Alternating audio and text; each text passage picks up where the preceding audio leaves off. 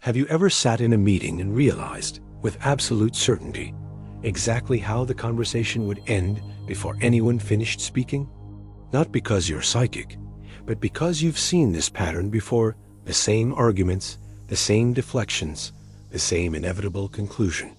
So you stay quiet, not from uncertainty, but from understanding that speaking would change nothing. Or imagine scrolling through your phone, past arguments you could dismantle in seconds, past outrage that feels manufactured, past fear that arrives right on schedule, like clockwork. You don't engage anymore, not because you doubt yourself, but because you've started to see something most people miss, the rhythm beneath everything. This is where it begins. The moment you start noticing patterns others don't see. How opinions spread like wildfire through groups. How anger appears simultaneously across platforms. How people react with stunning predictability to the same triggers, over and over again. And as this awareness grows sharper, something strange happens. The clearer everything becomes, the more uncomfortable you feel in crowds. People start commenting. "You're quiet now," they say. "Distant. Hard to read." Some even call you arrogant, though you've done nothing to deserve it. But here is the truth almost no one will tell you directly. You are not isolated because you lack social skills. You're not pushed aside because you're difficult. And you're not misunderstood because you communicate poorly. You're drifting away because you no longer react the way society needs you to. You pause where others rush forward. You observe where others panic. You remain calm where others feel what they're told to feel. And that fundamental shift changes how you're perceived entirely. Because in a world built on predictable reactions, the most unsettling thing you can possibly be is someone who doesn't respond on cue. Being smarter than average doesn't make you powerful. It makes you unpredictable.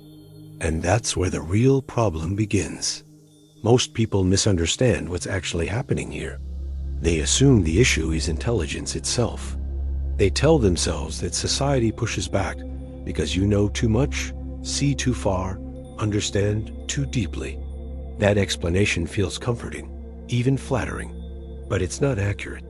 If intelligence alone were the threat, universities would be dangerous places that needed constant monitoring. Experts would be silenced immediately. Thinkers would be removed the moment they opened their mouths. But that's not how power actually works. Power doesn't fear intelligence. It fears unpredictability. Every functioning system depends on expectation. It needs people to react in familiar ways, to feel fear at the right moment, to feel hope at the right moment, to become angry when instructed, to calm down when reassured. You don't need to be ignorant to be controlled. You only need to be predictable. That's why power doesn't require you to be stupid. It only requires you to respond on schedule. Most people do exactly that. They panic together, celebrate together, express outrage together, and move as a unified group right on time. The machinery hums along smoothly, but something fundamental shifts when someone begins to see clearly. That person no longer panics immediately, no longer celebrates automatically, no longer reacts with the intensity expected of them. They pause, they watch, they wait. And that pause, that seemingly small delay is where the danger truly begins. Systems are built on rhythm, on timing, on emotional synchronization. When you hesitate where others rush forward, you disrupt the rhythm. When you remain calm where others are deliberately provoked, you interfere with the timing. When you refuse to react emotionally on schedule, you introduce uncertainty into the equation. And uncertainty is absolutely intolerable to power, not because it openly challenges authority that would be easier to handle, but because it cannot be anticipated or calculated. Someone who reacts late, or not at all, cannot be managed the same way as everyone else. From the outside, this person looks passive, detached, uninvolved, maybe even apathetic. But from the perspective of control, they're a variable. And variables are dangerous in any system that depends on predictability. Power doesn't collapse because of open rebellion. History shows it collapses when it loses timing, when it can no longer predict how people will move, when the usual levers stop working, when the machinery starts grinding against resistance it didn't anticipate. That's why you wouldn't be called powerful by those who understand these dynamics. You'd be called a problem, not because you oppose the system loudly or dramatically, but because you no longer move when it expects you to. You've become difficult to time, difficult to sync, difficult to use. Power doesn't fear your intelligence. It fears your delay.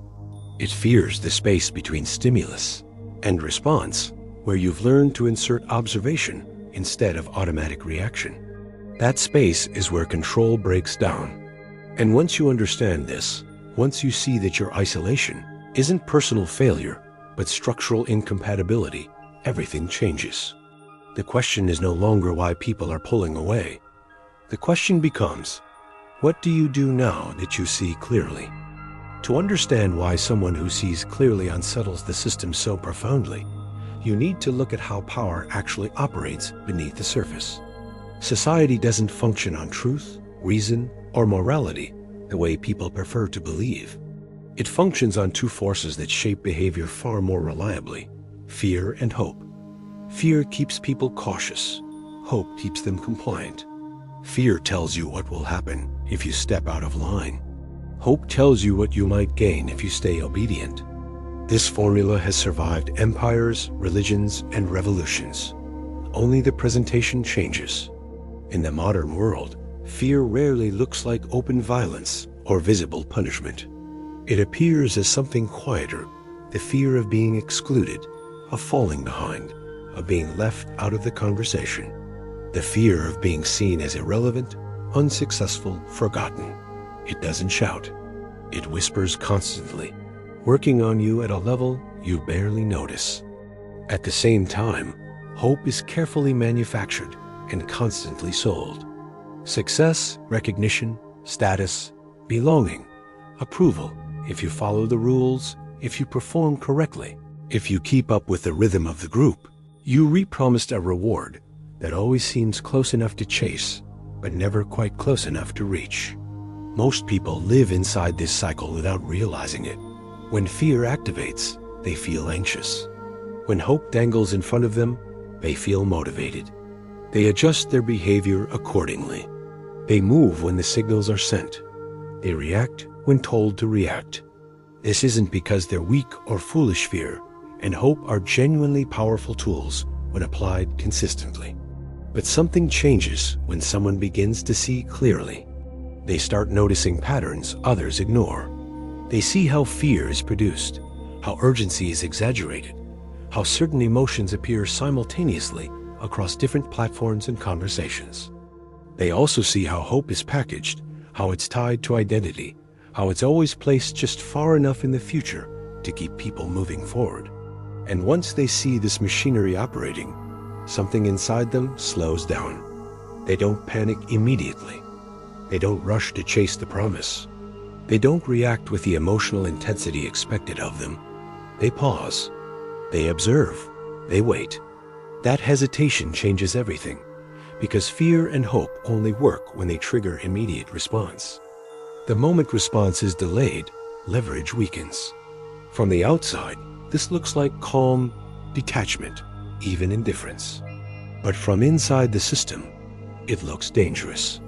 This person isn't scared enough, isn't hopeful enough, isn't motivated by the usual incentives. They can't be pushed with the same threats or pulled with the same rewards. The handles no longer grip. Power relies fundamentally on predictability. It relies on knowing how people will respond under pressure. When someone no longer responds on schedule, uncertainty enters the system. And uncertainty is intolerable to control, not because it openly challenges authority, but because it cannot be calculated. You cannot threaten someone who no longer fears the loss. You cannot seduce someone who no longer craves the reward. At that point, power reaches a quiet conclusion. This person is not safe, not because they attack the system or speak out against it, but because they no longer need what the system offers. You're not dangerous because you fight the system. You're dangerous because you're no longer moved by fear and hope.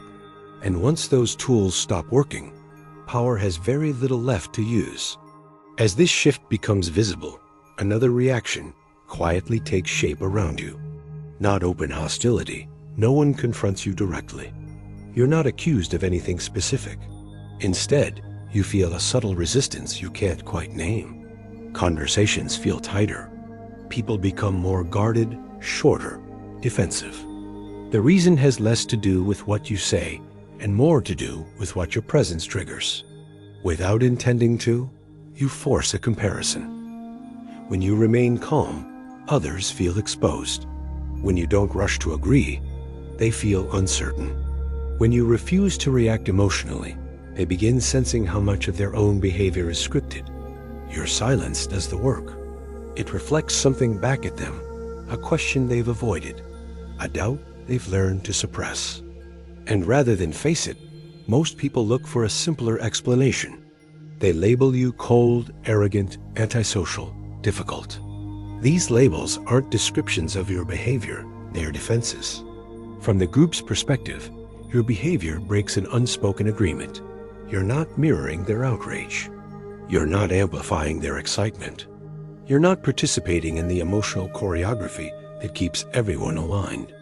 And when that alignment breaks, the illusion of unity cracks. So the response becomes predictable. Distance. Invitations fade. Engagement decreases. You're not pushed away loudly. You're edged out quietly. Not because people hate you, but because your presence interrupts their comfort. Eventually, the distance becomes impossible to ignore. Not dramatic, just quietly final. You're not attacked or confronted. You're simply no longer included. Opportunities stop appearing. Decisions are made in rooms you're no longer invited into. This is soft exile. You remain present but peripheral, visible but irrelevant. There's no accusation to respond to, no moment you can point to and say, this is when everything shifted. The separation happens without explanation. Here's the shift most people never make. What happened to you wasn't punishment. You weren't excluded because you did something wrong. You simply became incompatible. When you stopped responding the way the system depends on, you stopped being useful. Not dangerous in a dramatic sense, just difficult to place. Your isolation isn't proof something went wrong. It's a signal that the usual levers no longer move you, that you cannot be rushed into panic or pressured into agreement, that you require less. And requiring less changes everything, because power depends on need. The more someone needs approval, security, validation, belonging, the easier they are to manage. The moment those needs weaken, control loses its grip. So the system adjusts. It doesn't argue with you or try to convince you.